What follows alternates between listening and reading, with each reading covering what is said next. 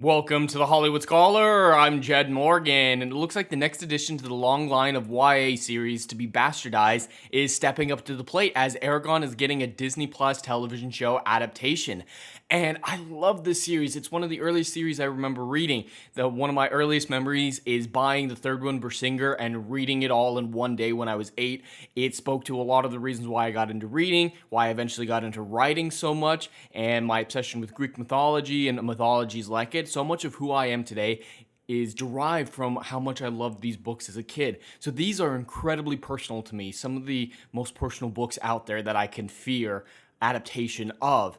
And if any other company was doing this, I'd hold out a smidgen of hope because there is some good news in this article. In the announcement, it's that Christopher Paolini will be reportedly co-writing and co-producing the series, and that I love. I can trust 100%. He's given me some great book series, even his subsequent books and his later additions to the series after the initial 4. I trust him to write well, but this is still Disney. This is still Disney Plus. They will find some way to bastardize, co-op, and destroy this franchise because they don't care about franchises anymore. They care about making content as quickly and cheaply and stupidly as possible with as much agenda in it as possible. So at this point, we don't know what they're going to do, but there's going to be race swaps. There's going to be gender swaps. There's going to be devaluing the male characters, propping up the female characters. We all know what type of stuff is coming out of Disney, so we don't even need to see the show, see anything about it to know that this is a bad news. This is very bad news for fans of the inheritance cycle. I am very upset with this news, and it's really sad because the Eragon fan base, we have been so disregarded and ignored for so long. I mean, there was that awful 2006 Eragon movie. That's the best we'd ever gotten. And now we're going to get a Disney trash adaptation. I don't know if we're ever going to get a good positive adaptation of these great, great books. And that's really disappointing. And yeah, it's just the next in a long line of YA series to be bastardized by either Disney or Netflix. And I have no doubt, I would bet all my life savings that this will turn out into woke garbage, even with Christopher Paolini's involvement.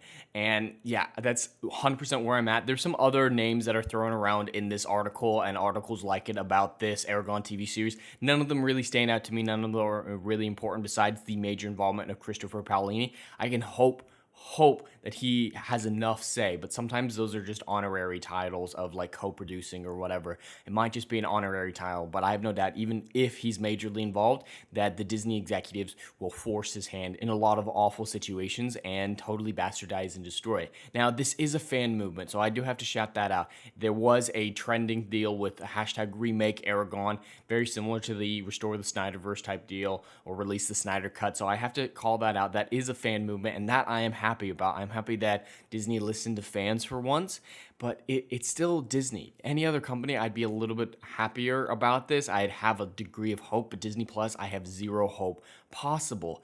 And even the involvement of a fan movement and the original author cannot save this, in my opinion. I admit that I did participate in the remake Eragon hashtag until I found out that Disney owned the rights when they bought 20th Century Fox. After that, I abruptly stopped because I don't want Disney touching this beloved franchise.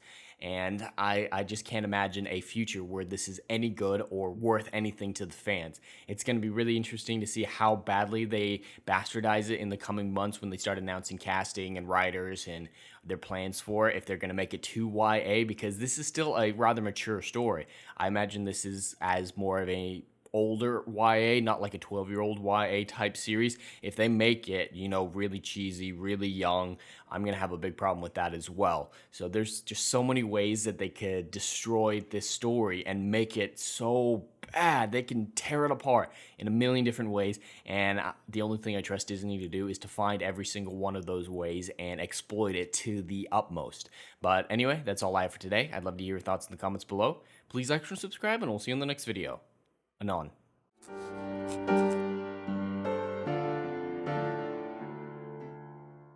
If you like what I do here and want to see good, compelling stories that Hollywood will no longer give you, check out my book series, Odyssey of a Phoenix, a mythological epic about philosophy, morality, and modern-day mental illness issues.